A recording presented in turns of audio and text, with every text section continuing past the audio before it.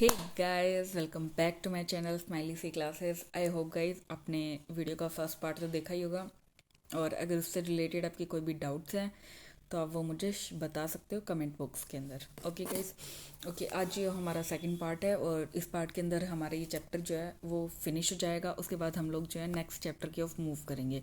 Next chapter कौन सा होना चाहिए उसके लिए आप मुझे कमेंट बॉक्स के अंदर बता सकते हैं। अदरवाइज़ मैं सोच रही हूँ कॉन्ट्रैक्ट एक्ट करवाने के लिए, तो अगर आप लोग नहीं सजेस्ट करेंगे तो फिर मैं कॉन्ट्रैक्ट एक्ट को कंटिन्यू करके चलूँगी।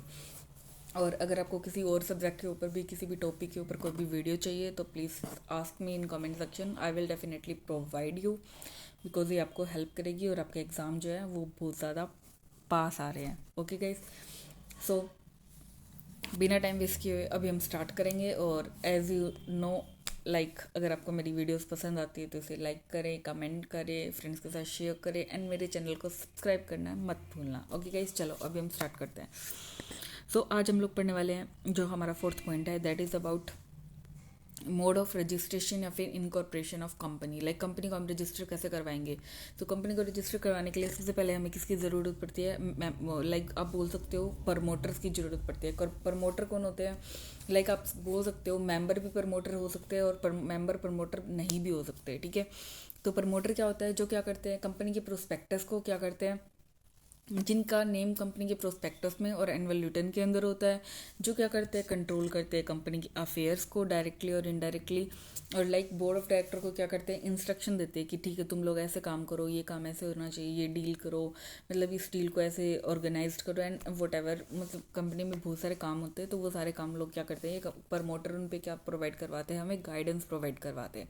So that is about promoter. Okay, our next point आता है कि फॉर्मेशन ऑफ कंपनी। अब जैसे मैंने कल आपको बताया था कि कंपनी को फॉर्म करने के लिए आपको क्या मिनिमम मेंबर्स की रिक्वायरमेंट होती है। लाइक अगर पब्लिक कंपनी है तो हमें मिनिमम 7 मेंबर्स तो चाहिएंगे, उससे ज़्यादा हो सकते हैं बट मिनिमम अपने को 7 चाहिए। और प्राइवेट कंपनी में मैं पढ़ा था कि मिनिमम हमें 2 मेंबर चाहिए और मैक्सिमम की क्या हो सकती है, कोई इसमें क्या है 200 की लिमिट है। बट पब्लिक कंपनी के केस में मैक्सिमम की कोई भी लिमिट नहीं होती है। उसके बाद आता है 1 पर्सन कंपनी। मैंने तो आपको बताया था कि नेम ही इसका क्या है, 1 पर्सन कंपनी। यानी मिनिमम और मैक्सिमम इसमें क्या होना चाहिए, सिर्फ एक ही मेंबर हो सकता है। उसके बाद आता है इनकॉर्पोरेशन ऑफ कंपनी या फिर रजिस्ट्रेशन ऑफ कंपनी। यानी अब हम कंपनी को रजिस्टर कैसे करवाएंगे। लाइक हमने मेंबर्स देख लिए, उसके बाद प्रमोटर देख लिए, अब आता है कि हम कंपनी को रजिस्टर कैसे करवाएं। तो कंपनी को रजिस्टर करवाने के लिए सबसे पहले हमें क्या चाहिए, सबसे पहले हमारे जितने भी कंपनी के डॉक्यूमेंट हैं वो सारे डॉक्यूमेंट्स क्या होंगे, साइन होंगे। और like memorandum of association, article of association, जिनके बारे में हम लोग आगे पढ़ने वाले हैं, तो वो हमें चाहिए सबसे पहले। तो वो क्या होगा, जो हमारे सब्सक्राइबर हैं या जो हमारे प्रमोटर हैं वो उनको क्या करेंगे, साइन करेंगे और उनके अंदर क्या करेंगे, डिक्लेरेशन देंगे कि जितनी भी इसके अंदर जो भी इंफॉर्मेशन है वो क्या है, ट्रू है, फेयर है और बिल्कुल करेक्ट है। ठीक है, और जो डिक्लेरेशन होगी उसको क्या कराएंगे हम लोग, देखो, a person, a declaration bye a person who is engage in the formation of company. Like जो कंपनी की फॉर्मेशन के अंदर क्या है, इंगेज है, वो क्या हो सकता है, एक एडवोकेट है, चार्टेड अकाउंटेंट है या फिर कोई कंपनी सेक्रेटरी है। And by a person name in the article like manager, director, secretary, that all the required of this act and the rule made thereunder in respect of registration and matter precedent or incidental thereto have been comply with। यानी जितने भी formation से related rules regulations है वो हम लोगों ने follow कर रही है, उसके लिए हम लोग क्या देंगे, एक डिक्लेरेशन दे के चलेंगे। और वो डिक्लेरेशन क्या होगी, वो क्या हो, जो डिक्लेरेशन हमने दी है वो डिक्लेरेशन साइन होनी चाहिए। That a declaration from each of the subscriber to the memorandum and the person naming the first director if any article stated that। like हमने क्या दिया, जो भी हम फॉर्मेशन का डॉक्यूमेंट देते हैं उसमें एक तो हमें प्रमोटर की या फिर जिन्हें हम सब्सक्राइबर्स भी बोल सकते हैं, हमें उनकी डिटेल्स देनी पड़ेगी। और जो हमारा फर्स्ट डायरेक्टर है, यानी ये पर्सन जो है हमारी कंपनी के अंदर सबसे पहले director, as a director act करेगा, तो उसके लिए हमें क्या होगा, डायरेक्टर की जो फर्स्ट डायरेक्टर है उसका नेम देना पड़ेगा। ठीक है, और जो जो डायरेक्टर या जिन पर्सन का हम लोग नेम देंगे वो क्या है, किसी भी ऑफेंस के लिए कन्विक्टेड नहीं होने चाहिए। लाइक उन्होंने कुछ गलत काम नहीं किया होना चाहिए और जिनके लिए उन्हें सज़ा नहीं मिली होनी चाहिए। लाइक देखो, ना ही तो वो फ्रॉड की गिल्टी होनी चाहिए और ना ही उसके अंदर क्या है, ना ही तो उन्होंने फ्रॉड किया होना चाहिए या फिर उन्होंने कोई भी जो गिल्टी है वो नहीं की होनी चाहिए। और कोई भी किसी भी प्रीवियस एक्ट के अंदर, जो भी कोई प्रीवियस एक्ट है, ये देखो, जो भी कोई प्रीवियस एक्ट किया है he has not found guilty of any fraud or misfeasance or any of the breach of duty to any company under this act or previous company law during the previous last 5 year या फिर previous 5 year like इसका कहने का मतलब ये है कि पिछले 5 सालों के अंदर उन लोगों ने कोई भी फ्रॉड वगैरह या फिर कोई कुछ भी ऐसा काम जो कि लॉ के अंदर गिल्टी है वो नहीं किया होना चाहिए पिछले 5 सालों के अंदर। ठीक है, उसके बाद हमने क्या किया, सारी इन्फॉर्मेशन दे दी कि पहले तो हमने डिक्लेरेशन दे दिया कि जितनी भी इन्फॉर्मेशन है वो सारी करेक्ट है और जो हमने डायरेक्टर का नेम सजेस्ट किया है वो ना ही तो गिल्टी है और ना ही उसने क्या है कोई फ्रॉड नहीं किया। तो हम ये 2 इन्फॉर्मेशन देने के बाद अब हम लोग क्या बताते हैं, हमारा रजिस्टर ऑफिस है उसका हम लोग क्या देते हैं, एक जो एड्रेस है वो हम लोग बता के चलते हैं। लाइक कि कंपनी है तो उसका एक मेन ऑफिस आप बोल सकते हो, मेन ऑफिस जिसे हम बोलते हैं, जो वो क्या होता है कंपनी का एक रजिस्टर ऑफिस हेड ऑफिस होता है, तो जिसकी डिटेल हम लोगों को क्या है दे के चलनी पड़ती है। उसके बाद है कि जितने भी हमारे जो सब्सक्राइबर्स हैं, जो हमारे डायरेक्टर हैं, उनका हमें क्या करना पड़ेगा, कंपनी का जो उनका नेम है, उनका पेरेंट्स का नेम, उनकी आइडेंटिटी, वो कहाँ से हैं, मतलब उन सब की जो पर्सनल डिटेल्स हैं और जो प्रोफेशनल डिटेल्स है, यानी वो कहीं और डायरेक्टर है या नहीं है, like this type of all details जो है हमें क्या है देकर चलनी पड़ती है। गाइज आप इसकी प्लेन रीडिंग ले सकते हो बिकॉज इतना इंपॉर्टेंट नहीं है कि आपको ये पूछे कि फॉर्मेशन की प्रोसेस बताओ, तो आई डोंट थिंक सो कि ये आपसे पूछेंगे, तो आप इसको एक प्लेन रीडिंग लेके छोड़ सकते हो। लाइक आपको एक ध्यान होना चाहिए कि बाई चांस अगर मतलब ऐसा तो हम कुछ 100% छोटे के साथ तो कह ही नहीं सकते कि ये पॉइंट नहीं आएगा, बट इन केस आ जाते हैं तो आप इसमें क्या है कुछ रफ टू रफली मतलब लिख सकते हो, तो इसलिए आपको इसका ऊपर ऊपर से नॉलेज होना इज़ इम्पॉर्टेंट। ठीक है, उसके बाद हमें क्या बताना पड़ेगा, जो हमारे डायरेक्टर हैं या फिर जो हमारे प्रमोटर या फिर जो हमारे सब्सक्राइबर्स हैं वो क्या रखते हैं, हमारी कंपनी के अंदर कुछ इंटरेस्ट रखते हैं। लाइक किसी का कुछ फाइनेंशियल इंटरेस्ट हो गया या फिर किसी का किसी और टाइप से इंटरेस्ट हो गया, तो वो इंटरेस्ट को उन्हें क्या करना पड़ेगा, डिस्क्लोज करके चलना पड़ेगा। ये सारा होने के बाद क्या आ जाता है, issue of certificate of incorporation on registration. उसके बाद सारी इन्फॉर्मेशन को क्या करने के बाद मतलब कि ठीक है यार सारी इन्फॉर्मेशन अच्छे से रजिस्ट्रार जो ऑफिस है वो क्या करेगा, सारी इन्फॉर्मेशन को चेक करेगा कि सब कुछ अच्छे से सही है, ट्रू है, फेयर है, अथेंटिकेटेड है, तो वो उसको क्या कर देगा, जो इनकॉर्पोरेशन का सर्टिफिकेट है वो इशू कर देगा। उसके बाद आता है allotment of corporate identification number.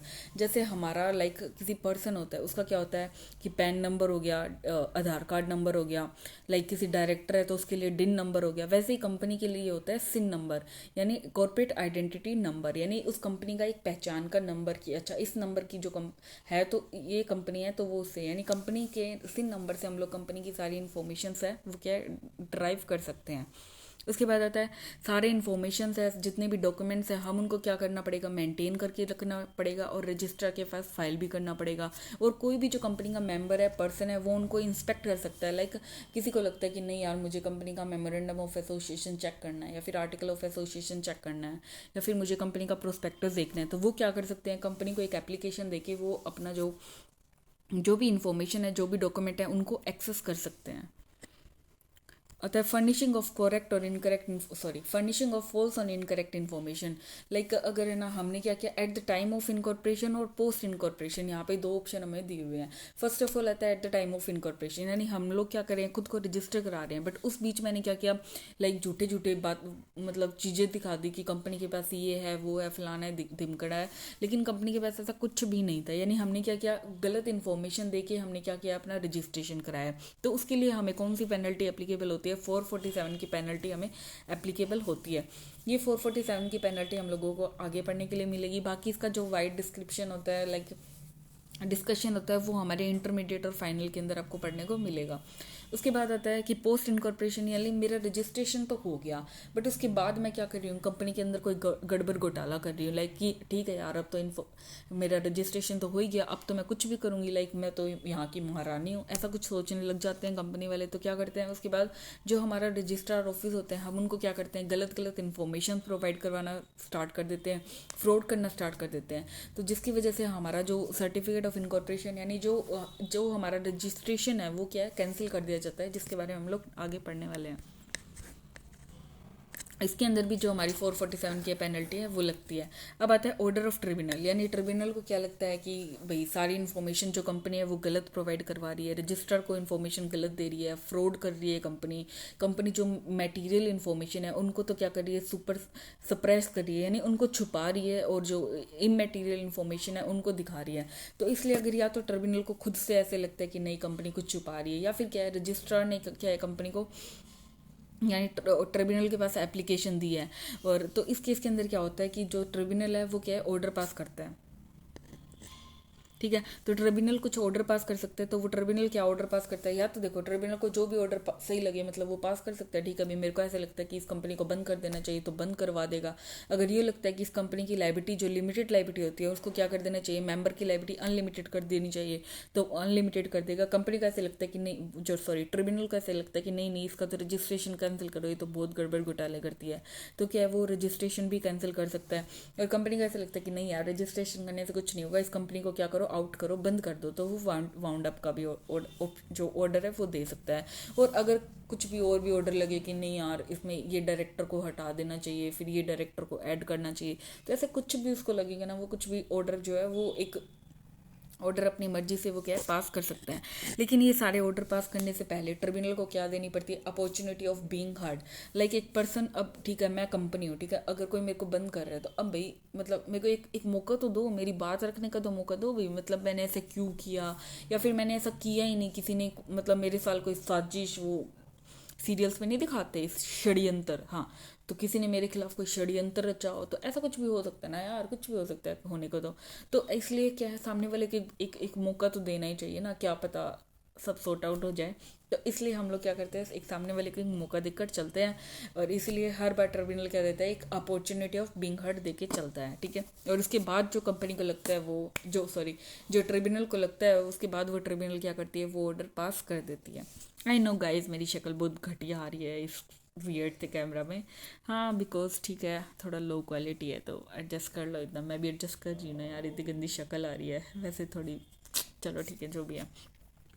उसके बाद आता है एक स्पाइस फॉर्म होता है, लाइक कंपनी अपना इनकॉर्पोरेशन करा रही होती है, तो वो एक कंपनी को जो फॉर्म फिल करना पड़ता है वो होता है स्पाइस, यानी simplified pro forma for incorporation company electronically. Like पहले क्या होता था, हमें सब कुछ क्या है मतलब फिजिकली जाना पड़ता था, फिजिकली फाइल मेंटेन करनी पड़ती थी, सारे डॉक्यूमेंट्स वगैरह, बट आजकल क्या हो गया, एज यू नो कि सब कुछ ऑनलाइन हो रहा है, टेक्नोलॉजी आ रखी है, तो सब कुछ ऑनलाइन होता है। तो उसके लिए क्या है, अब हम जो हमारा ये स्पाइस फॉर्म है इसको फिल करके भी हम लोग क्या कर सकते हैं, कंपनी का इनकॉर्पोरेशन करवा सकते हैं। ठीक है, इफेक्ट ऑफ रजिस्ट्रेशन के इफेक्ट की वजह से क्या होगा, देखो अगर किसी ने अपनी कंपनी को रजिस्ट्रेशन नहीं करवाया हुआ, ठीक है, और उसके बाद उसने क्या करा लिया, रजिस्टर करवा लिया, तो उसके इफेक्ट क्या होंगे। ठीक है, रजिस्ट्रेशन कराने के बाद देखते हैं, from the date of incorporation, the subscriber to the memorandum and other member who have the time to time become the member of the company shall be a body corporate by the name containing in the memorandum. Such a registered person shall be capable of exercising all the function of the incorporated company under this act have perpetual succession। मतलब like जो company के feature होते हैं, ठीक है, अगर हमने क्या कर लिया, कंपनी को इनकॉर्पोरेट करा लिया, तो अब जितने भी कंपनी के फीचर्स हैं हमें उनको यूज़ करने का मौका मिल जाएगा। लाइक कंपनी का परपेचुअल सक्सेशन, यानी मेंबर्स और कंपनी अब बोथ आर सेपरेटेड, दोनों अलग अलग डिफाइन होंगी। ठीक है, उसके बाद आप बोल सकते हो कि कंपनी की खुद की एक आर्टिफिशियल पर्सन बन जाता है, वो किसी पे इशू कर सकता है, कोई कंपनी पे इशू कर सकता है। तो इस टाइप के जो कंपनी के जो हमने फीचर्स पढ़े थे वो सारे राइट जो है हमें मिल जाएंगे अगर हम क्या है अपनी कंपनी को रजिस्टर करवा सकते हैं। उसके बाद देखो एक केस दिया हुआ है, Harinagar sugar mill limited versus Jhunjhunwala. इसके अंदर क्या बताया हुआ है, it is a perpetual existence until it dissolve by liquidation or struck out of the register. A share holder who buy the share does not buy any interest in the property of the company but in the certain cases with writ petition will be maintainable by the company or its share holder. Okay, सो देखो इसमें क्या बताया कि कोई company register हो जाती है तो उसका मेंबर और जो उसका जो कंपनी है वो दोनों क्या हो जाते हैं, सेपरेबल हो जाते हैं। तो इसमें बोल रहा है कि अगर कोई पर्सन है जो क्या है कंपनी के शेयर्स बाय कर रहा है, तो इसका मतलब ये नहीं कि वो कंपनी की प्रॉपर्टी में अपना हक जमा रहा है। लाइक देखो अगर लाइक मैंने रिलायंस का शेयर खरीद लिया, मैंने 1000 शेयर खरीद लिए, तो अब मैं जाके अंबानी की कुर्सी पे तो नहीं बैठ सकती ना कि चलो अब मैं यूँ तो है नहीं कि रिलायंस के रिलायंस, हाँ सर, रिलायंस के ऑफिस में जाके ये तो नहीं बोल सकती ना कि चलो चलो चलो साइड हटो, बॉस आया तो मतलब 1,000 शेयर होल्ड करने से ठीक है, मैं उसकी ओनर मतलब है हूँ, मेंबर हूँ, बट मैं वहाँ पे जाके ऐसे ऑर्डर नहीं दे सकती वहाँ के वर्कर्स को, एम्प्लॉयज़ को कि तुम ऐसे करो ये करो, तो वो मैं नहीं कर सकती। तो इसलिए बोला हुआ है कि मतलब वो दोनों क्या है, हमेशा अलग अलग रहते हैं। कोई भी जो कंपनी के अंदर इंटरेस्ट है, प्रॉपर्टी के अंदर जो इंटरेस्ट है, वो हम लोग बाय नहीं कर सकते। उन दोनों का क्या है, एक अलग अलग टाइम रहता है, अलग अलग वो दोनों रहते हैं। मेंबर और कंपनी क्या होती है, अलग अलग होती है। और जो कंपनी है वो क्या परपेचुअली एग्जिस्ट करती है, यानी मेंबर मर भी गया लेकिन कंपनी क्या है फिर भी चलती रहेगी जब तक कंपनी का क्या नहीं होता, वाउंडिंग अप नहीं होता। और ये जो है इस केस के अंदर बताया हुआ है। कंपनी में purchase share of another company, हाँ। और इसके अंदर साथ में ये भी बताया कि एक कंपनी है वो दूसरी कंपनी के शेयर परचेज कर सकती है, लाइक होल्डिंग कंपनी वाला रिलेशनशिप भी स्टैब्लिश कर सकती है, सब्सिडरी वाला भी, या फिर किसी के नॉमिनल शेयर भी खरीद सकती है, या फिर एसोसिएट वाला जो रिलेशन है वो भी हेल्ड कर सकती है।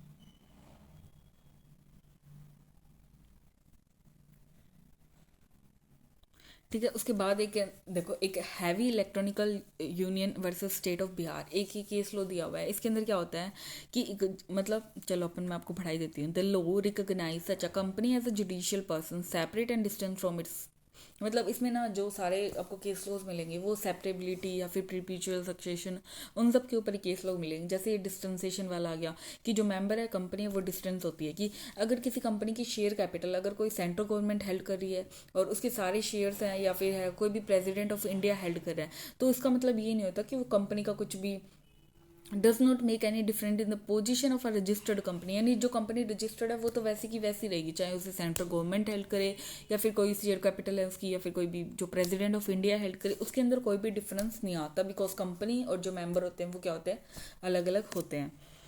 अब आता है कि effect of memorandum and an article, where the memorandum and article when registered shall be binding the company and member thereof to the same extent as if they respectively had been signed by the company and by each member agreement to observe or, मतलब देखो effect of memorandum and article, मतलब like कि जब हम क्या करते हैं कि जो कंपनी के मेमोरेंडम है, आर्टिकल्स है, प्रोस्पेक्टस है, जो कंपनी के फाइल करते हैं इनकॉर्पोरेशन के टाइम पे, तो ये वो बताया हुआ है कि जो हम इनकॉर्पोरेशन के टाइम पे हम लोग जो फाइल करते हैं अपने memorandum of association and article of association, तो उनके अंदर जो जितने भी रूल्स है, रेगुलेशंस है, जितने भी जो कंडीशंस वगैरह लिखी होती है वो कंपनी के ऊपर, कंपनी के मेंबर्स के ऊपर, कंपनी के डायरेक्टर, मतलब हर एक के ऊपर वो क्या होती है, एप्लीकेबल होकर चलती है, हर एक के ऊपर अप्लाई होती है। उसके बाद आता है कि classification of capital. Capital guys आप लोग 12th क्लास में पढ़ चुके हैं, 11th में भी पढ़ चुके हैं, ये बहुत बेसिक है, तो ये मैं स्किप करके चल रही हूँ, ये लोग आप खुद से पढ़ लेना। लाइक नॉमिनल कैपिटल क्या होती है, authorise capital, issued capital, subscribe capital, paid up capital, called up capital, तो ये सब है, तो ये बेसिक है, ये आपको पता है, और ये मैं स्किप करके चल रही हूँ। देखो अब बारी आता है शेयर। शेयर क्या होता है, शेयर देखो वैसे तो कंपनी की जो कैपिटल होती है वो छोटे छोटे पार्ट्स के अंदर क्या हो जाती है, डिवाइड हो जाती है, जिसे हम क्या बोल देते हैं, शेयर का बोल देते हैं, जिसे क्या करते हैं मेंबर सब्सक्राइब करते हैं और उसे क्या करते हैं, बाय करते हैं। देखो अब क्या हुआ, इस share is not a sum of money but it is a interest measure by a sum of money and made up of the various right contained in the contract including the right to a sum of money of a more or less amount. Like देखो अब share है, share का मतलब ये नहीं होता कि कुछ पैसे पैसे नहीं होता। लाइक कंपनी है तो उसकी 100% की जो कैपिटल है वो क्या है, हम लोग के छोटे छोटे हिस्सों में डिवाइड हो जाती है। लाइक किसी ने 10 शेयर खरीद लिए, किसी ने 100 खरीद लिए, किसी ने 1000 खरीद लिए, तो इस टाइप से जो कंपनी के शेयर्स हैं वो क्या हो जाते हैं, डिवाइड हो जाते हैं। तो मतलब जो हमारे शेयर है वो एक सम ऑफ मनी नहीं होता, उसके अंदर क्या होती है, राइट होती है, पावर होता है। लाइक अगर मैंने किसी के 10% शेयर खरीद ली तो मेरे पास उस कंपनी के 10% क्या है, राइट आ गया, उस पर्सन की 10% ओनरशिप आ गई। तो इसलिए बोलते हैं कि वो सिर्फ एक क्या होता है, सम ऑफ मनी नहीं होता, उसके साथ राइट एंड ऑब्लिगेशन दोनों साथ में आते हैं।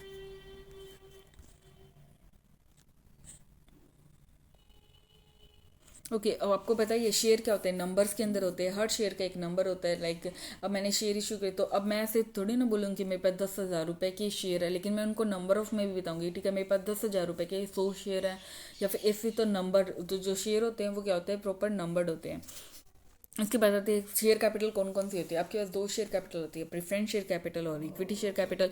इक्विटी शेयर कैपिटल के अंदर आपके पास दो आते हैं, एक तो आते हैं वोटिंग राइट और एक आता है डिफरेंशियल वोटिंग राइट। देखो वोटिंग राइट तो क्या हो गया, जिसके अंदर मुझे किसी कंपनी के अंदर वोटिंग राइट मिलेगा कि ठीक है मैं उस कंपनी की मीटिंग में जाके वहाँ पे वोट कर सकती हूँ।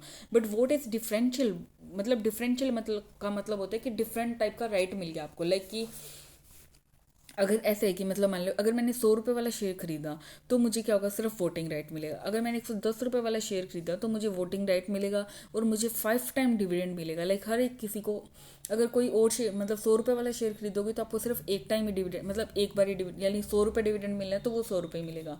बट अगर मैंने 110 रुपये वाला खरीदा हुआ है तो अगर मुझे मतलब अगर औरों को 100 रुपये डिविडेंड मिल रहा है तो मुझे उसका मल्टीप्लाई बाय 5 टाइम हो गया, यानी 500 क्या है डिविडेंड मिलेगा। लाइक इस टाइप से डिफरेंशियल राइट होते हैं। यहाँ पे एक एग्जांपल दिया हुआ है, काफ़ी अच्छा एग्जांपल है, वो मैं आपको समझा देती हूँ।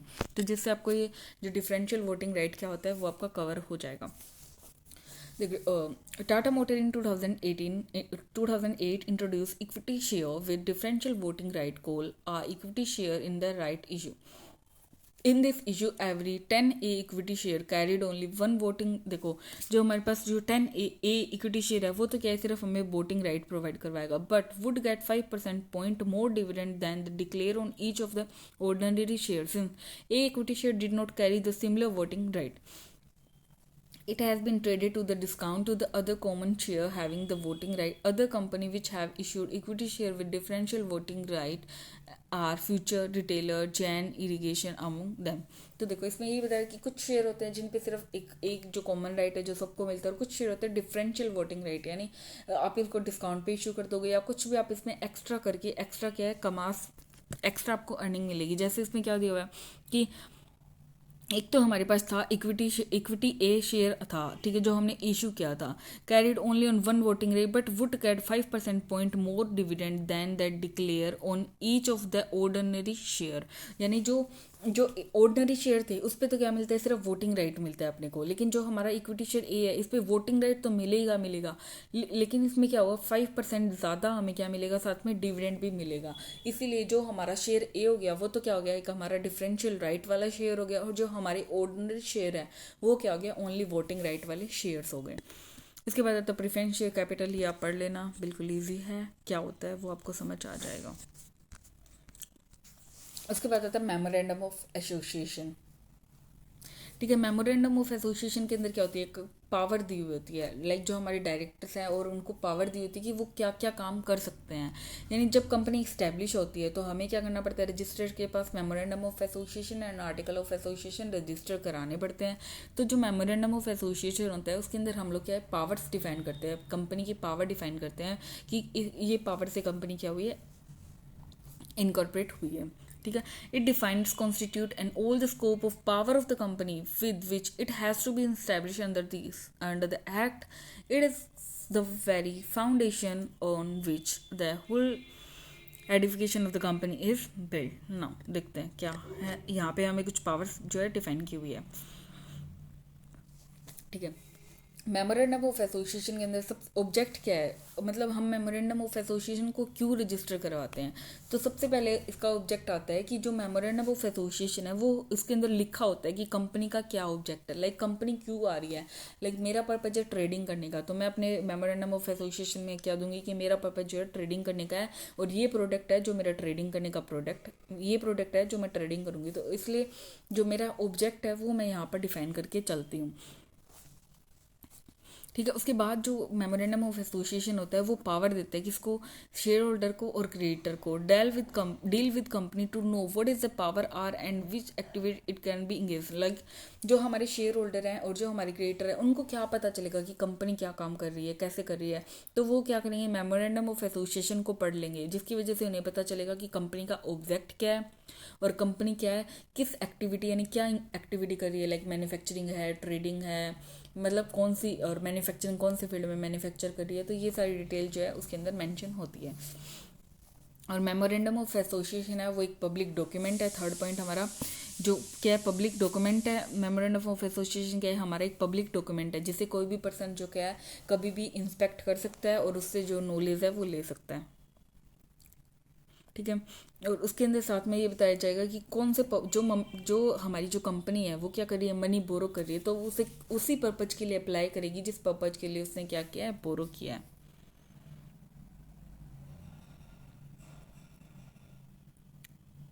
ठीक है। अब देखो, a company can not depart from the provision contain in the memorandum, however imperative may be necessity to the departure, it can not enter into a contract or engagement in which trader or business which is beyond the power confers on it by memorandum, if it does so it would be ultra vires the company and void. Like अगर memorandum of association में अगर कोई object लिखा है और company उस object के beyond कोई भी काम करती है, कोई भी एग्रीमेंट में एंटर करती है या कुछ भी करती है, तो उन इस केस में वो क्या हो जाएगा, वॉइड हो जाएगा, या लाइन वो एप्लीकेबल नहीं होगा। इसके अंदर मेमोरेंडम के अंदर कुछ टेबल्स बनी होती है कि लाइक ये कौन कौन सी टेबल्स है, लाइक मेमोरेंडम एसोसिएशन है, फिर limited by share company, limited by guarantee company. तो इतना इंपॉर्टेंट नहीं, एमसीक्यू के लिए इंपॉर्टेंट हो सकता है कि टेबल ए के अंदर क्या होता है, टेबल बी के अंदर क्या होता है, तो ये आपको रिमेंबर करके चलना पड़ेगा। ऐसी ही टेबल देखो, यहाँ पर तो ई है और ई से आगे की जो टेबल है वो अपने को आर्टिकल ऑफ एसोसिएशन के अंदर देखने को मिलती है। अब आता है हमारा जो मेमोरेंडम ऑफ एसोसिएशन है उसके अंदर क्या क्या होता है। देखो, सबसे पहले आता है नेम क्लोज। नेम क्लोज के अंदर हम बताते हैं कि हमारी कंपनी लिमिटेड लायबिलिटी है या फिर प्राइवेट कंपनी है, पब्लिक कंपनी है, कौन सी कंपनी है और कंपनी का नेम क्या है, तो वो क्या है, सारी डिटेल हमें नेम क्लोज के अंदर देनी पड़ती है। उसके बाद आता है रजिस्ट्रेशन क्लोज, यानी कि हमारा रजिस्टर ऑफिस कहाँ पे सिचुएटेड है। ऑब्जेक्ट क्लोज के अंदर हम बताते हैं कि हमारा ऑब्जेक्ट क्या है। लाइबिलिटी क्लोज में हम बताते हैं कि मेंबर की लाइबिलिटी लिमिटेड है, लिमिटेड बाय गारंटी है या कैसे है, तो वो हम लोग क्या है यहाँ पे बता के चलते हैं। कैपिटल क्लोज के अंदर हम लोग बताते हैं कि हमारी ऑथराइज कैपिटल कितनी है। और एसोसिएट क्लोज के अंदर क्या बताते हैं, चलो ये हम थोड़ा देख के चलते हैं। The desire of the subscriber to be formed into a company, the memorandum shall conclude with the association clause. Every subscriber to the memorandum shall take at least one share and shall write against the name the number of the share taken by him. Okay, association close के अंदर क्या है, हम लोग information देते हैं कि जो हमारे प्रमोटर होते हैं या फिर जो हमारे सब्सक्राइबर होते हैं वो एटलीस्ट एक शेयर तो, यानी कम से कम उन्हें एक शेयर तो होल्ड करना ही पड़ेगा। तो इसलिए क्या है कि जो हमारे एसोसिएशन क्लोज के अंदर बताते हैं कि जो हमारे प्रमोटर है वो हमारे कितनी शेयर होल्डिंग उन्होंने ले रखी है हमारी कंपनी के अंदर, तो वो हम लोग यहाँ एसोसिएशन क्लोज के अंदर डिस्क्लोज करके चलते हैं। ठीक है। उसके बाद आता है जो हमारा मेमोरेंडम होता है वो प्रिंटेड फॉर्म में होना चाहिए। पैराग्राफ्स के अंदर, लाइक जैसे नेम क्लोज का पैरा ये हो गया, फिर रजिस्ट्रेशन क्लोज, ऑब्जेक्ट क्लोज, ऐसे क्या होना चाहिए, एक एक पैरा के अंदर, यानी एकदम साफ सुथरा होना चाहिए, लाइक जिसको नीट क्लीन और एक अंडरस्टैंडेबल होना चाहिए, लाइक जिसे कोई भी पर्सन क्या है ईजिली अंडरस्टैंड कर सके। उसके बाद ये बाइनर वाला बताया हुआ है कि जो माइनर है वो सब्सक्राइबर नहीं बन सकता, बट वो एक बेनिफिशियल ओनर की तरह वो क्या है, सब्सक्राइबर बन सकता है। तो ये आप पढ़ लेना। नहीं, अब आता है doctrine of ultra vires. Ultra vires का मतलब होता है बियॉन्ड द पावर, यानी कि अगर आज मान लो मेरे पास मतलब कंपनी ने मुझे पावर दी है कि मैं क्या कर सकती हूँ, 10 लाख रुपए तक के जो बोरा है कर सकती हूँ कंपनी के लिए, बट मैंने क्या कर दिया, 12 लाख का बोरो कर लिया, तो वो क्या हो गया, अल्ट्रा वायरस हो गया। यानी जितनी मेरी पावर नहीं थी मैंने उससे ज़्यादा काम कर लिया, यानी beyond the power. Ultra vires is applicable only to act done in excess of legal power to the doers, यानी जिन जिन लोगों को जितनी पावर दी थी उससे ज़्यादा उन्होंने क्या कर लिया, उस पावर का यूज़ कर लिया, तो ये क्या है, वहाँ पे अप्लाई होता है। चलो हम लोग ये फटाफट पढ़ लेते हैं। The impact of the doctrine of the ultra vires is that company can either be sued on the ultra vires transaction nor can it sue on it. Like हमने क्या किया कि कोई बियॉन्ड द मेरी पावर है वो मैंने क्या कर लिया कि ट्रांजेक्शन कर लिया, तो अब ना ही तो कंपनी उस पावर के लिए किसी पे शू कर सकती है और ना ही कोई कंपनी पे शू कर सकता है। Therefore when one deal with the company one is deemed to be known about the power of the company if in the spite of all enter into a transaction which is ultra virus the company you cannot enforce it against the company। like अगर हमने कुछ भी ultra vires किया और तो हम लोग उसे कंपनी के अगेंस्ट क्या है इन्फॉर्म नहीं। अभी आगे आपको ना एक पढ़ने को मिलेगा डॉक्ट्रिन ऑफ इंडोर मैनेजमेंट, उसके अंदर आपको ये कंसेप्ट अच्छे से समझ आएगा। यहाँ पे एक एग्जांपल दिया हुआ है वो हम लोग कवर कर लेते हैं तो आपको और भी अच्छे से क्या है समझ आ जाएगा। If you have supplied good or performed service on which a contract of lent money, you cannot be obtain payment or recover the money lent. But if your money advanced to the company has not been expended, the lender may stop the company for parting with it by meaning of injection. This is because the company does not become the owner of the money, which is ultra virus the company, as the lender remain the owner. He can back. देखो इसमें बताया हुआ है कि देखो आज मुझे ना अगर कोई एडवांस गुड्स परचेज करने, ठीक है, मुझे मान लो गुड्स परचेज करने, तो मैंने क्या किया, कंपनी को कुछ एडवांस दे दिया। मैंने कहा कि ठीक है मैं नेक्स्ट मंथ क्या करूँगी, गुड्स परचेज करूँगी। तो अब जो मैंने एडवांस पैसे दिए हैं वो कंपनी के तो नहीं हुए ना। अगर कंपनी अपना ऑर्डर फुलफिल नहीं करते तो कंपनी को वो पैसे क्या है वापस चुकाने पड़ेंगे। लेकिन इन केस मान लो कि कंपनी ने क्या कर दिया, मेरे को गुड्स दे दिए, बट गुड्स तो दे दिए, मैंने कंपनी को पेमेंट नहीं किया, तो उस पर जो पेमेंट नहीं किया वो पेमेंट किसका है, कंपनी का है। तो मुझे वो क्या करना पड़ेगा, पे करना पड़ेगा। As the lender remains the owner, he can take back the property and specify if the ultra-virus loan has been utilized in the meeting unlawful debt of the company and the मतलब इसमें बताया कि किसी person ने क्या किया, कोई भी जो लोन वगैरह है वो लिया और उसके बाद उसने क्या किया, कंपनी लोन लिया और प्रॉपर्टी जो है गिरवी रख लिया। अब वो प्रॉपर्टी को क्या कर देता है, बेच देता है या फिर कुछ भी कर देता है। तो वो क्या है, अल्ट्रा वायरस है, वो उसकी पावर में नहीं है, क्योंकि उसके अगेंस्ट उसने लोन लिया था तो उसने एज अ सिक्योरिटी रखवाई थी। इन केस अगर पर्सन जो है लोन नहीं पे करता तो क्या कर सकती थी, कंपनी इस प्रॉपर्टी को सेल कर सकती थी या उसको यूज़ कर सकती थी। बट कंपनी ने क्या किया, पहले यूज़ कर लिया, तो वो क्या एक कंपनी की पावर के अंदर नहीं है, वो अल्ट्रा वायरस है। कोई भी एक्ट है जो कंपनी अल्ट्रावायलेंसली करती है वो क्या हो जाता है, वॉइड हो जाता है, और जो शेयर होल्डर भी इसे रेक्टिफाई नहीं कर सकते। लाइक कुछ एक्ट ऐसे होते हैं जिसे शेयर होल्डर क्या कर सकते हैं, रेक्टिफाई कर सकते हैं बाद में स्पेशल रेजुलेशन पास करके। उसके बाद देखो, ठीक है, अब यहाँ पे ना सब कुछ एक आपको समरी दी हुई है। देखो कुछ एक्ट, जैसे मैंने आपको बताया कि कुछ एक्ट ऐसे होते हैं, अल्ट्रावायरस एक्ट ऐसे होते हैं जिन्हें क्या कर सकते हैं, शेयर होल्डर क्या है उनको स्पेशल रेजुलेशन पास करके उनको क्या कर सकते हैं, परमिशन दे सकते हैं। लाइक ठीक है, एक नॉर्मल सा एग्जांपल मैं आपको लेती हूँ। जैसे कि एक था कि एक एजेंट है, ठीक है, कंपनी का एक एजेंट है, और चलो एजेंट नहीं, डायरेक्टर लेते हैं, कंपनी के एक डायरेक्टर है। उसके अंदर कंपनी के डायरेक्टर को क्या दिए, मतलब परमिशन दी कि आप लोग 1 करोड़ रुपए तक का क्या है लोन ले सकते हो। चलो लोन छोड़ो, 1 करोड़ तक की कंपनी की जो प्रॉपर्टी है आप उसको सेल कर सकते हो, ठीक है। वो उसके बाद भी अगर वो लोग क्या करते हैं, अगर 1 करोड़ से ज़्यादा कंपनी की प्रॉपर्टी सेल कर देते हैं, ठीक है, मान लो 1 करोड़ 20 लाख की सेल कर दी उन्होंने, तो जो 20 लाख रुपए एक्स्ट्रा किए उन्होंने वो उनकी पावर में नहीं था, तो वो क्या था, अल्ट्रा वायरस एक्ट था। बट अगर उन्होंने ठीक है अब कर दिया और उसके बाद जो शेयर होल्डर है उन्होंने मीटिंग बुला के उसको कि चलो ठीक है 1 करोड़ 20 लाख को हम क्या करते हैं, रेक्टिफाई करते हैं, तो उस केस के अंदर वो क्या हो जाएगा, रेक्टिफाई हो जाएगा और वो वैलिड माना जाएगा। बट कुछ एक्ट ऐसे होते हैं जिन्हें हम रेक्टिफाई भी नहीं कर सकते। लाइक कुछ इनलीगल एक्ट हो गया, यानी कुछ भी मैंने गड़बड़ घोटाला कर दिया, कुछ फ्रॉड कर दिया मैंने मान लो, तो अब इसका मतलब तो है नहीं कि अगर किसी ने मतलब मेरे को परमिशन दे दी तो उसका मतलब ये तो है नहीं कि अब सारे शेयर होल्डर आए उन्होंने बोला चल चल ठीक है कोई बात नहीं, अगर तूने गलत किया तूने फ्रॉड किया ना तो हम उसको परमिट कर रहे हैं, नहीं, हम उसको फिर परमिट नहीं कर सकते। तो कुछ अल्ट्रा वायरस एक्ट ऐसे होते हैं जिन्हें रेक्टिफाई नहीं किया जा सकता और कुछ ऐसे होते हैं जिन्हें रेक्टिफाई किया जा सकता है। कुछ को स्पेशल रेजुलेशन के थ्रू एक्टिव जो है रेक्टिफाई किया जाता है। स्पेशल रेजुलेशन मतलब 75% की हमारे पास क्या होनी चाहिए, परमिशन होनी चाहिए, 75% जो शेयर होल्डर है वो एग्री हो जाने चाहिए, और यूनानिमस कंसेंट होती है जिसके ऊपर 100% जो शेयर होल्डर है वो क्या करने चाहिए, एग्री करने चाहिए। अगर वो एग्री नहीं करते तो वो क्या है, वो पास नहीं होता रेजुलेशन। उसके बाद हमारे पास आ जाता है article of association. Article of association जैसे मेमोरेंडम ऑफ एसोसिएशन के अंदर तो क्या होता है, कंपनी का ऑब्जेक्ट, कंपनी का नाम, कंपनी के रजिस्टर्ड ऑफिस कहाँ पे, तो ये सारी डिटेल्स होती हैं।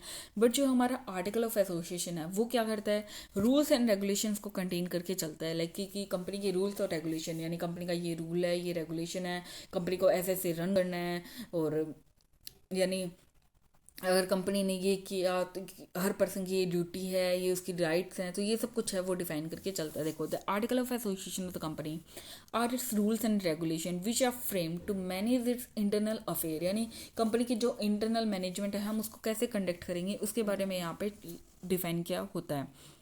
Just as the memorandum contain the fundamental condition upon which company is allowed to be incorporated and also the article of internal regulation of the company. Memorandum as the charter of the incorporation, so accepting it as a article proceed to define the duty, rights, power, governing body as between themselves and the company, and the mode and form in which the business of the company is to be carried on, and the mode and the form in which change in the internal regulation of the company may be time to time made. देखो हमने incorporation के time पे इसको register करवाया registrar के पास, ठीक है, article of association को। बट बाद में क्या होता है कि कुछ चेंजेस आ जाते हैं, हमें लगता है कि नहीं यार यहाँ पे कुछ गड़बड़ हो रही है, इसे हमें क्या करना चाहिए, चेंज करना चाहिए, या कुछ ये रूल्स है कुछ नया रूल ऐड करना चाहिए, या कुछ जो पुराना रूल है उसको हटाना चाहिए, या फिर कुछ मॉडिफाई करना चाहिए। तो ऐसा भी हम लोग क्या है, जो रेगुलेशन स्पेशल रेगुलेशन पास करके हम लोग टाइम टू टाइम क्या कर सकते हैं, इन रेगुलेशंस को चेंज कर सकते हैं। आपको आगे देखने को मिलेगा कि जो हमारा मेमोरेंडम ऑफ एसोसिएशन होता है उसके लिए तो हमें रजिस्ट्रार की, उसको अल्टर करने के लिए हमें रजिस्ट्रार की परमिशन वगैरह चाहिए होती है। बट जब हमें आर्टिकल ऑफ एसोसिएशन को क्या करना होता है, चेंज करना होता है, तो उसके लिए हमें किसी भी रजिस्ट्रार वगैरह की मतलब नीड नहीं होती, ट्रिब्यूनल वगैरह की। हम सिर्फ क्या कर सकते हैं, शेयर होल्डर की परमिशन के थ्रू ही हम लोग क्या कर सकते हैं, उसको रजिस्टर करके चल सकते हैं। देखो अब मेमोरेंडम ऑफ एसोसिएशन में क्या क्या होता है, मतलब आपको है ना ये बेसिक क्वेश्चन पूछा जा सकता है कि what is memorandum of association, what is article of association. और उसके बाद में उनसे पूछ ले कि आप क्या बताओ इनके अंदर क्या क्या आता है, मतलब इनके कंटेंट्स बताओ। तो मेमोरेंडम में तो हमें लिखना पड़ेगा कि ऑब्जेक्ट क्लोज है, नेम क्लोज होता है, तो ये सब के बारे में। और आर्टिकल ऑफ एसोसिएशन के अंदर हमें लिखना पड़ेगा कि ये क्या होता है, इसमें ये रेगुलेशंस कंटेन करता है, इसके अंदर बहुत सारे रूल्स और रेगुलेशंस बने होते हैं। इंक्लूजन ऑफ मैटर, लाइक एक स्पेशल एडिशनल मैटर, यानी स्पेशल मैटर के ऊपर स्पेशल टाइप के रूल्स और रेगुलेशन बने होते हैं। और आता है सर्टेन प्रोविजन फॉर इंट्रेंचमेंट। इंट्रेंचमेंट का मतलब होता है कि किसी चीज़ को प्रोटेक्ट करना, यानी प्रोटेक्ट समथिंग, यानी किसी चीज़ को प्रोटेक्ट करना। यानी इसके अंदर क्या कुछ स्पेशल कंडीशन है, प्रोसीजर है, डिफाइन होंगी, यानी जिसके थ्रू हमें क्या करते हैं, हम किसी चीज़ को प्रोटेक्ट करते हैं। लाइक हम लोग कुछ भी डाल देते हैं कि अगर ऐसा होने के लिए हमें अगर स्पेशल रेजुलेशन पास होगा ना तब भी ये कंडीशन क्या होगी, अप्लाई होगी, अदरवाइज हम लोग ये काम नहीं कर सकते। तो ये क्या होगी, एक स्पेशल कंडीशन होगी। तो इस टाइप से इसमें स्पेशल कंडीशंस दी होती है। मैनर ऑफ इंक्लूजन ऑफ इंट्रेचमेंट, यानी इंट्रीचमेंट हम लोग क्या है इनकॉर्पोरेशन के टाइम पे भी ऐड कर सकते हैं उनको, या फिर बाद में अल्टर करके भी हम लोग क्या है कुछ स्पेशल प्रोविजन है वो हम डाल सकते हैं। ओके, फॉर्म ऑफ आर्टिकल, जैसे मैंने आपको बताया था कि वहाँ पे ABCDEFG ई तक वहाँ पे था, उसके बाद FGHIJ, तो ये सारे जो प्रोविजन है वो यहाँ पे इंक्लूड किए हुए हैं। उसके बाद मोड ऑफ आर्टिकल ये आप देख लेना, कुछ खास नहीं है इसमें। उसके बाद देखो ये जो पहला पॉइंट है वो आपके लिए बहुत इंपॉर्टेंट है, ये आपको 3 या फिर 4 मार्क के लिए, 5 मार्क के लिए आपसे ये पूछा जा सकता है, और इवन 2 मार्क के लिए भी पूछा जा सकता है कि डिफरेंस बताओ मेमोरेंडम ऑफ एसोसिएशन और आर्टिकल ऑफ एसोसिएशन में क्या डिफरेंस होता है। ठीक है, तो जो हमारे पास फर्स्ट डिफरेंस आता है वो आता है मेमोरेंडम ऑफ एसोसिएशन, तो क्या है, कंपनी के ऑब्जेक्ट को डिफाइन करता है। जबकि जो हमारा आर्टिकल ऑफ एसोसिएशन होता है वो क्या बताता है, हमें मैनेजमेंट से रिलेटेड रूल्स एंड रेगुलेशंस बताता है कि हाँ इस चीज़ को ऐसे रेगुलेट करो, इस चीज़ को ऐसे रेगुलेट करो। उसके बाद आती है इन दोनों के बीच में रिलेशनशिप क्या होती है। जो मेमोरेंडम ऑफ एसोसिएशन होता है वो तो क्या होता है, आउटर वर्ड के लिए होता है, लाइक कि कंपनी का ऑब्जेक्ट ये है, कंपनी का नाम ये है, कंपनी के प्रमोटर ये, यानी ये बाहर के लोग जैसे कोई गवर्नमेंट हो गई या फिर इन्वेस्टर हो गए उन लोगों के लिए होता है। बट जो आर्टिकल ऑफ एसोसिएशन होता है वो क्या होता है, कंपनी और कंपनी के मेंबर्स के लिए होता है, क्योंकि आर्टिकल ऑफ एसोसिएशन में रूल्स एंड रेगुलेशंस बने होते हैं जो कंपनी और कंपनी के मेंबर्स पे अप्लाई होते हैं। उसके बाद आता है अल्ट्रेशन। अल्ट्रेशन क्या होता है कि जो मैंने आपको बताया था कि मेमोरेंडम ऑफ एसोसिएशन को अल्टर करने के लिए तो हमें सिर्फ मेंबर की अप्रूवल चाहिए होती है, बट आर्टिकल ऑफ एसोसिएशन को हमें अल्टर करने के लिए हमें क्या चाहिए होता है, रीजनल डायरेक्टर की, ट्रिब्यूनल की, या फिर रजिस्ट्रार की क्या है जो परमिशन है वो रिक्वायर्ड हो सकती है। ठीक है, और ये देखो आर्टिकल ऑफ एसोसिएशन को अल्टर करने के लिए हमें स्पेशल रेजुलेशन पास करना पड़ेगा। उसके बाद आता है अल्ट्रा वायरस। अल्ट्रा वायरस आता है कि हमने अगर कुछ भी अल्ट्रा वायरस किया, मेमोरेंडम ऑफ एसोसिएशन के अकॉर्डिंग हमने कुछ भी अल्ट्रा वायरस किया तो वो क्या हो जाएगा, वॉइड हो जाएगा। और अगर हमने एसोसिएशन में कुछ किया तो जैसे मैंने आपको बताया था कि हम लोग क्या कर सकते हैं, यूनानिमस कंसेंट से या फिर स्पेशल रेजुलेशन से रेक्टिफाई करवा सकते हैं, या फिर कुछ ट्रांजेक्शन ऐसे होते हैं जो रेक्टिफाई भी नहीं होते हैं। आई होप गाइज आपको समझ आ रहा होगा, और कोई भी इशू है आप मेरे को कमेंट बॉक्स में बता सकते हो। ठीक है, और अगर आपको वीडियो पसंद आ रही है तो इसे लाइक करें, मेरे चैनल को सब्सक्राइब करें, अपने फ्रेंड्स के साथ भी इसको शेयर करें। ओके, सो अभी हम विदाउट वेस्टिंग ऑफ टाइम हमारा सेकंड पॉइंट, ये हमारा लास्ट पॉइंट है। ठीक है, इस चैप्टर का लास्ट पॉइंट, इसके बाद हमारा चैप्टर क्या है, ओवर हो जाएगा। That is about doctrine of indoor management. ठीक है, तो डॉक्ट्रिन ऑफ इंडोर मैनेजमेंट को जानने से पहले हमें किसके बारे में जानना पड़ेगा, कंस्ट्रक्टिव नोटिस। ठीक है, जो हमारा कंस्ट्रक्टिव नोटिस है वो हमें क्या बताता है कि जो हमारे कंपनी के साथ कोई भी कॉन्ट्रैक्ट कर रहे हैं, लाइक जो हमारे सप्लायर होते हैं या फिर जो हमारे इन्वेस्टर होते हैं, जो भी कंपनी के साथ, जो भी पर्सन कंपनी के साथ कॉन्ट्रैक्ट कर रहा है, हम मान के चलते हैं कि कंपनी को क्या है उसकी इन्फॉर्मेशन है। लाइक देखो अभी मैं आपको लाइन पढ़ाती हूँ तो फिर आपको अच्छे से समझ आएगा। A person can inspect bye electronic mean any document kept by the register, यानी जो हमारे आर्टिकल ऑफ एसोसिएशन है, जो हमारा मेमोरेंडम ऑफ एसोसिएशन है, या फिर कोई भी हमने वो डॉक्यूमेंट है जो हमने रजिस्ट्रार के पास क्या करवा रखे हैं, रजिस्टर करवा रखे हैं, उन डॉक्यूमेंट को क्या है कोई भी पर्सन क्या कर सकता है, इंक्वायरी कर सकता है, या लाइक उन्हें इंस्पेक्ट कर सकता है और उसको एक्सट्रैक्ट कर सकता है, उसकी एक कॉपी भी ले सकता है। तो जो भी आउटसाइडर पर्सन होते हैं वो जो कंपनी के डॉक्यूमेंट्स होते हैं उनको निकलवा सकते हैं। ये जो भी डॉक्यूमेंट होते हैं वो पब्लिक डॉक्यूमेंट होते हैं, जिन्हें क्या है पब्लिक है इजीली इंस्पेक्ट करवा सकती है, एक नॉमिनल फीस देके, मतलब फीस लग भी सकती है और नहीं भी लग सकती, कुछ केसेस में नहीं लगती। उसके बाद आता है वैद तो इसके अंदर क्या माने जाएंगे, whether a person read them or not, it will be presume that he knows the content of the document, this kind of presumptive implied notice is called constructive notice. मतलब देखो, अब मैं कंपनी के साथ कोई भी कॉन्ट्रैक्ट कर रही हूँ तो ये इम्प्लाइड माना जाएगा कि मैंने वो नोटिस वगैरह है वो क्या है पढ़ रखे हैं, लाइक मेरे को कंपनी के ऑब्जेक्ट क्या है, नेम है, और जो भी इसके रूल्स है, रेगुलेशन, उन सब के बारे में मुझे पता है, ऐसा हम लोग क्या है मानकर चलते हैं। ठीक है, he is not only presume the read the document but also understood them in the true perspective. मतलब सिर्फ ये नहीं माना जाएगा कि मैंने उन डॉक्यूमेंट को पढ़ रखा है, मतलब जो कंपनी की इंटेंशन थी उन डॉक्यूमेंट्स के पीछे वो भी मानी जाएगी कि बिल्कुल ट्रू पर्सपेक्टिव में मुझे पता है। ठीक है, लाइक ऐसा नहीं है, मैं ये नहीं कह सकती भी मैंने तो इसका मतलब ये समझ लिया था, अच्छा इसका मतलब ये क्या, तो ऐसा नहीं होगा। जो कंपनी की स्प्रिट है, कंपनी जो बताना चाहती है वही स्प्रिट क्या है मानी जाएगी। लाइक ऐसा नहीं है कि ठीक है कंपनी बोल कुछ हो रही थी, मैंने कुछ और समझ लिया और उसके बाद मैं बोल रही हूँ कोर्ट में जाके कि नहीं देखो ये तो ऐसे था, मैंने तो ये समझ लिया था, तो तुम्हारी समझ यहाँ पे काम नहीं आएगी, जो कंपनी की स्प्रिट है वो यहाँ पर मान के चलेंगे। उसके बाद आता है every person dealing with the company not only has a constructive notice of the memorandum and article but also have the other related document. मैंने आपको बताया कि मतलब मेमोरेंडम और आर्टिकल तो होता ही है, उसके अलावा और भी कोई भी डॉक्यूमेंट जो हमने रजिस्टर करा रखे हैं या फिर रजिस्ट्रार को हमने दे रखे हैं वो सारे भी इसमें इंक्लूड होकर चलते हैं।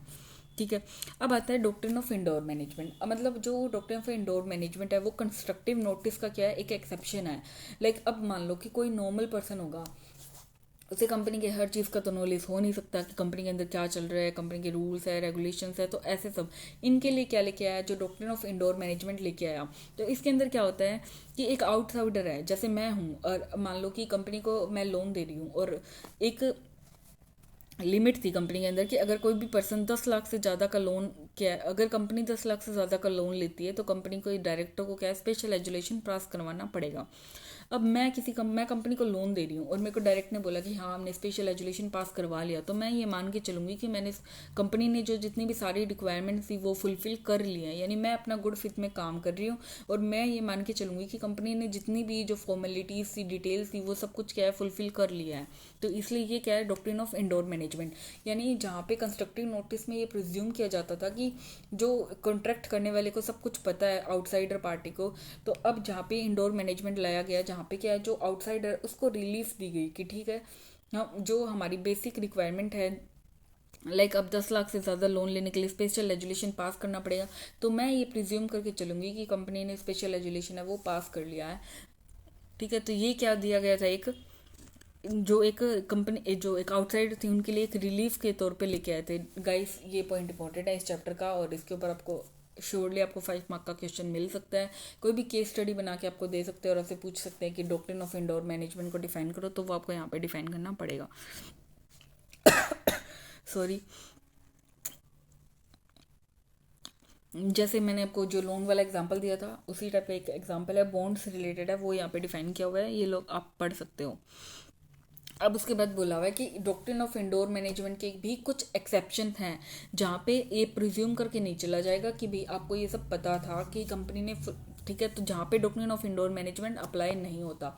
लाइक अब तो ये है कि मतलब मैं कुछ भी काम करूँगी उल्टा सीधा कंपनी के साथ कॉन्ट्रैक्ट कर लूँगी, उसके बाद बोल दूँगी कि इंडोर मैनेजमेंट अप्लाई हो रहा है, मेरे को तो पता ही नहीं था कि कंपनी ने पास किया या फिर नहीं किया। तो उसके इसलिए यहाँ पे कुछ एक्सेप्शंस दिए हुए हैं जहाँ पे आपको क्या है इंडोर मैनेजमेंट अप्लाई नहीं होगा। अरे वाह, थोड़ा सा और बचा है गाइस, उसके बाद हम लोग इस चैप्टर को फिनिश कर देंगे guys. I hope guys you liking this, और पसंद आ रहा है तो सब्सक्राइब कर दो मेरे चैनल को, लाल बटन को दबा दो दबा दो दबा दो और दबा दो।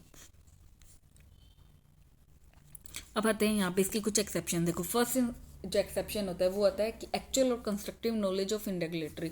लाइक मैं कंपनी को 10 लाख से ज़्यादा का लोन दे रही हूँ, ठीक है, मेरे को पता है कि कंपनी को स्पेशल नोटिस पास करना चाहिए और कंपनी ने पास नहीं किया, और ये बात मुझे पता है कि कंपनी ने पास नहीं किया, तो उस केस के अंदर अगर मैं फिर भी कंपनी के साथ क्या कर रही हूँ, कॉन्ट्रैक्ट कर रही हूँ, तो वहाँ पे doctrine of indoor management apply नहीं होगा, नहीं होगा, नहीं होगा, क्योंकि मुझे नॉलेज था उस चीज़ का कि कंपनी क्या है, जो रूल्स है रेगुलेशन उनको फॉलो नहीं कर रही है, लेकिन फिर भी मैंने क्या किया, कंपनी के साथ कॉन्ट्रैक्ट में एंटर किया, तो यहाँ पे क्या हो जाएगा, constructive knowledge of in regulatory apply हो जाएगा। लाइक यहाँ पे इंडोर मैनेजमेंट है वो काम नहीं करेगा। सस्पिशियस ऑफ इरेगुलेटरी, यानी मुझे क्या है, पहले से ही पता था कि कंपनी में कुछ इरेगुलेटरी चल रही है, कुछ अनयूजुअल ट्रांजेक्शन, लाइक आपको लगता है ना कि यार ये ट्रांजेक्शन कंपनी कर रही है, मतलब इसमें कुछ गड़बड़ घोटाला लग रहा है, तो ऐसे गड़बड़ घोटाले वाली जो ट्रांजेक्शन आपको लगता है, डाउट होता है जिस चीज़ पे कि हाँ यार कुछ तो गड़बड़ है, तो अगर उसके बाद में मैं उस ट्रांजेक्शन में एंटर करती हूँ तो वहाँ पे भी इंडोर मैनेजमेंट अप्लाई नहीं होगा। इसके अंदर एक आपको जो है एक रूल दिया हुआ है, ट्रंकेट रूल। ये क्या बोलता है कि not available where the circumstances surrounding the contract are suspicious and, मतलब यही बोला होगा डॉक्ट्रिन जो इंडोर मैनेजमेंट है वो अप्लाई होगा ही नहीं जहाँ पे आपको लगता है कि यहाँ पे कुछ गड़बड़ है, और उस गड़बड़ के बावजूद भी आप क्या करें, उस कॉन्ट्रैक्ट में एंटर करें और फिर आपको बोलते हो कि मेरे को डॉक्ट्रिन ऑफ इंडोर मैनेजमेंट मिल जाएगा, तो वो नहीं मिलेगा। ठीक है, उसके बाद आपको एक केस लो कराती हूँ। देखो इस केस लो में क्या बोला हुआ है कि एक डायरेक्टर है, वो क्या है, दो कंपनी में डायरेक्टर है, तो वो एक कंपनी का पैसा दूसरी कंपनी की लोन को पे ऑफ करने के लिए यूज़ कर रहा है, जो कि गलत है, और हमें दिख भी रहा है कि मतलब अगर ठीक है मैं ए कंपनी की डायरेक्टर हूँ और साथ में जेड कंपनी की डायरेक्टर हूँ, इसका मतलब ये तो नहीं है ना कि ए कंपनी के फंड को यूज़ करके मैं जेड कंपनी के लोन पे कर सकती हूँ, तो ऐसा तो नहीं कर सकती। तो अगर ऐसा कुछ मैं कर रही हूँ तो वो क्या है, गलत हो रहा है। तो यहाँ पे भी अगर ये जानते हुए मैं अगर कोई काम कर रही हूँ ना, लाइक मैंने मनी एक्सेप्ट कर लिया, तो उस केस के अंदर क्या होगा, doctrine of indoor management apply नहीं होगा। लास्ट हमारा और जो पॉइंट आता है वो आता है फोर्जरी, यानी मैंने क्या किया, कुछ गलत किया, कुछ जाली फर्जी बना के क्या है, कोई कुछ भी काम किया, तो वहाँ पे भी जो हमारा है डॉक्ट्रिन ऑफ इंडोर मैनेजमेंट नहीं लगेगा। यानी कुछ मेरे को पता है कि सामने वाले ने नकली जो कागजात है, नकली पेपर है बना के मेरे साथ कोई कॉन्ट्रैक्ट कर रहा है, तो लाइक या फिर कंपनी की जो कॉमन सील थी वो गलत उसका इस्तेमाल करे, और मेरे को ये चीज़ पता है फिर भी मैं क्या कर रही हूँ, उसके साथ कॉन्ट्रैक्ट में एंटर कर रही हूँ, तो उस केस में क्या होगा, जो हमारा डॉक्ट्रिन ऑफ इंडोर मैनेजमेंट है अप्लाई नहीं होगा। ये 4 मार्क का क्वेश्चन आपके लिए आ सकता है कि डॉक्ट्रिन ऑफ इंडोर मैनेजमेंट कहाँ का अप्लाई नहीं होता, तो ये आपको ध्यान रखकर चलना पड़ेगा। तो गाइस इसी के साथ हमारा जो चैप्टर है वो फिनिश हो गया है। आई होप आपको अच्छा लगा होगा। कोई भी पॉइंट हो, डाउट हो, आप मेरे को पूछ सकती हो, और पसंद आया तो लाइक करो, शेयर करो, सब्सक्राइब करो मेरे चैनल को, और भी कुछ आपको चाहिए तो आप मेरे को बता सकते हो कि हमें इस पॉइंट पे चाहिए, और तो हम आपको दे सकते हैं। उसके बाद आते हैं यहाँ पे आपको कुछ MCQs देखने को मिलेंगे। अब आपका MCQs सारे हो जाएंगे, आप अगर आपने दोनों मेरी वीडियोस है वो देख लिया है तो आप इजीली इन MCQs को कवर कर पाओगे। उसके बाद यहाँ पे कुछ क्वेश्चन दिए हुए हैं तो आप वो सब करोगे और आपका इजीली हो जाएगा। अब लास्ट क्वेश्चन देखते हैं। यहाँ पे क्या हुआ है कि करेक्टनेस को एग्जामिन करो कि एक कंपनी क्या है, आर्टिफिशियल पर्सन है जो कि खुद के नाम पे प्रॉपर्टी नहीं खरीद सकती, किसी के ऊपर केस नहीं कर सकती, तो ये तो गलत दिया हुआ है, बिल्कुल फर्जी है। कंपनी का आर्टिफिशियल पर्सन है जो खुद के नाम पे प्रॉपर्टी भी होल्ड कर सकता है, कोई कंपनी शू भी कर सकती है और कंपनी के ऊपर कोई भी और भी शू कर सकता है, तो ये तो गलत हो गया। A private limited company must have a minimum of 2 member which is a public limited company minimum at least 7 member. तो हमने पढ़ा था कि प्राइवेट कंपनी में 2 होने चाहिए, मैक्सिमम 200 हो सकते हैं, पब्लिक कंपनी में मिनिमम 7 होने चाहिए और मैक्सिमम कितने भी हो सकते हैं। तो ये क्या हो गया, ट्रू हो गया। तो ऐसे आपके सारे क्वेश्चन जो है कवर हो जाएंगे, आपको दिक्कत नहीं आएगी। फिर भी कोई दिक्कत हो तो आप मेरे को कमेंट बॉक्स के अंदर मेंशन करके बता सकते हो, मैं आपको उस पर कुछ वीडियो वगैरह प्रोवाइड करवाऊंगी, तो जिससे आपका सोल्यूशन है वो सारा हल हो जाएगा।